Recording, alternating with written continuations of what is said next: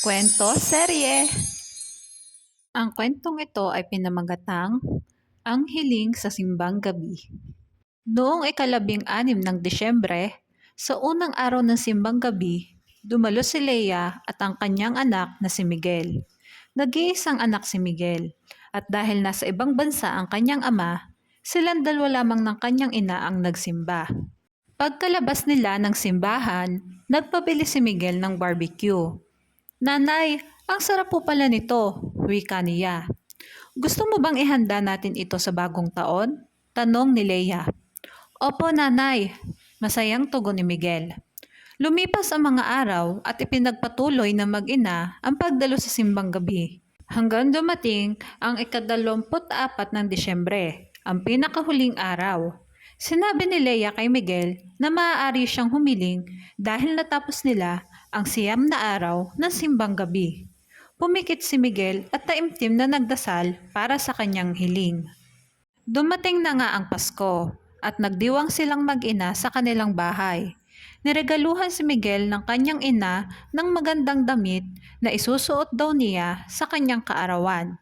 Natuwa si Miguel, ngunit nang tanongin siya ni Leia, iyan ba ang iyong hiniling noong simbang gabi? Naku, hindi po nanay, sagot ni Miguel.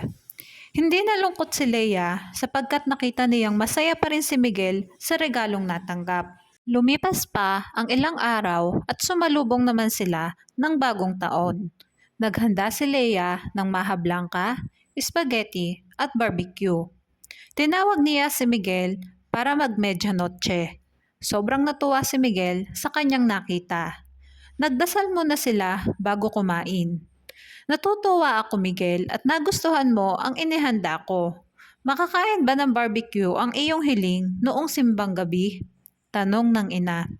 Hindi rin po, nanay, sagot naman ni Miguel. Alam ni Leia na ginagawa niya ang lahat ng kanyang makakaya upang ibigay ang gusto ng anak. Kahit hindi matupad ang hiling nito, alam niyang masaya pa rin silang mag-ina. Nairaos na nga ng mag-ina ang Pasko at bagong taon na sila lamang dalawa. Makalipas ng ilang araw, ay dumating naman ang ika-14 ng Enero. Ang ika-7 taon na kaarawan ni Miguel. Maraming inihandang pagkain si Leia. Suot na rin ni Miguel ang regalong damit mula noong Pasko. Naroon ang kanilang mga kaibigan at kamag-anak upang makisaya. Natapos ang palaro, dumating ang isang bisita na may dalang cake at bulaklak. At iyon pala ay ang tatay ni Miguel. Tuwang-tuwa siyang sinalubong ng mag-ina at mahigpit na niyakap. Sa wakas, natupad din ang aking hiling na dumating kayo, ama, sa aking espesyal na araw, sabi ni Miguel. At nagulat naman si Leia dahil parehas sila ng kahilingan ng kanyang anak noong simbang gabi. Kaya naman ngayon, magkasama nilang tinanggap ang katuparan ng kanilang panalangin. At iyon ay maging buo ang pamilya nila sa espesyal na araw ni Miguel.